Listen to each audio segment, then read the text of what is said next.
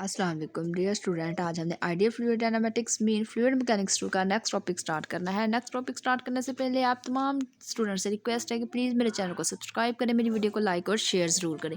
आज हमने पढ़ना है थ्योरम 8.2 एंड 8.3।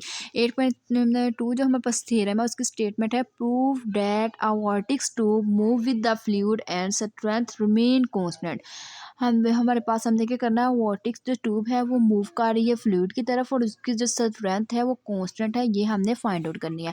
तो सबसे पहले हमने लेट कर लिया, let C be the close surface close curve drawing in a fluid and S be the open two sided and S be the open two-sided surface lying entirely within the region and having C as its boundary then by Stokes theorem।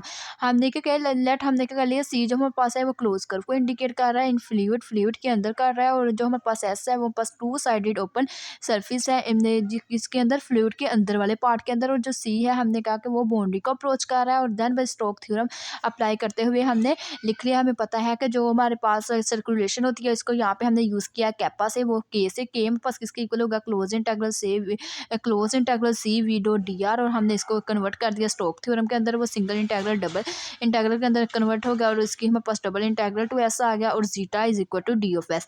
अब now हमने कहा show that the circulation C is the strength of the vortex tube. जो हमारे पास circulation सी है वो हमारे पास क्या है, स्ट्रेंथ है किसकी, वोर्टिक्स ट्यूब की। देन बाय कैल्विन थ्योरम की हेल्प से हमने कह दिया ये सर्कुलेशन जो के सर्कुलेशन है वो हमारे पास किसकी एक तरफ है, अराउंड सी की तरफ है। जो सर्कुलेशन है वो हमारे पास क्या है, रिमेन कॉन्स्टेंट रहेगा all time. Is follow that equation 1 can be written as. Now हमने क्या किया, इक्वेशन 1 को क्या लिख लिया कि जो हमारे पास ये कैपा है मीन सर्कुलेशन है किसके इक्वल है, कॉन्स्टेंट के इक्वल है।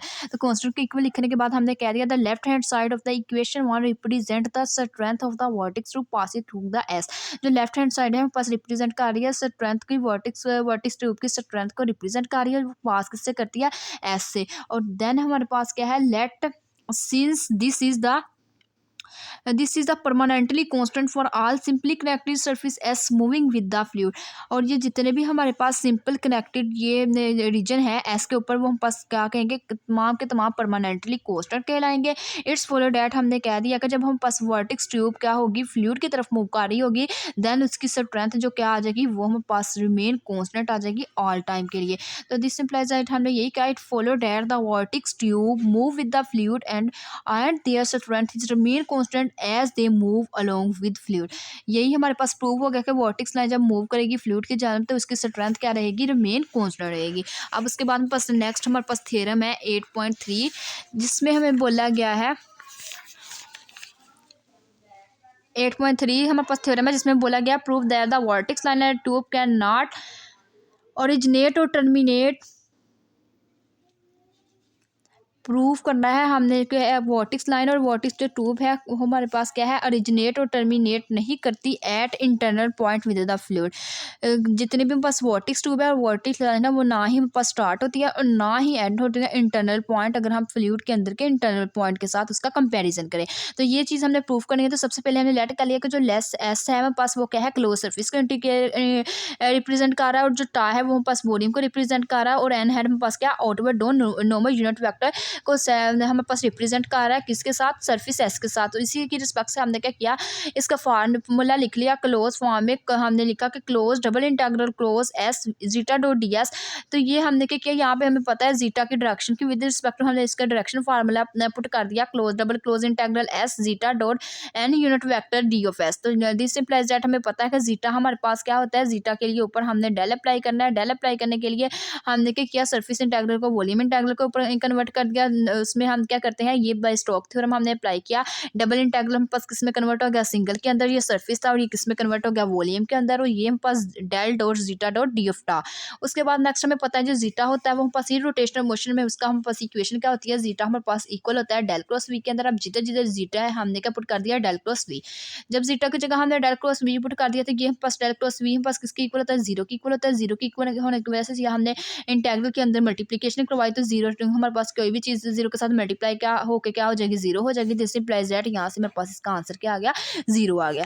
तो यहाँ पे हमने शो करवा दिया, which show that the total strength of the vortex tube entering S must be equal to the total strength of leaving S. हमने कह दिया कि कितनी हमारे पास टोटल स्ट्रेंथ है वॉर्टिक्स ट्यूब की, जितनी हमारे पास एंटर हो रही थी, मतलब दाखिल हो रही थी, उतनी ही वो हम पास सरफेस के अंदर जितनी दाखिल हुई उस वो हमारे पास क्या है, इक्वल है, बराबर है जितनी हम पास लिविंग हो रही है, मीन खारिज हो रही है सरफेस में से। Hints vortex tube and the vortex tube and lines cannot be begin or end at any point with the fluid।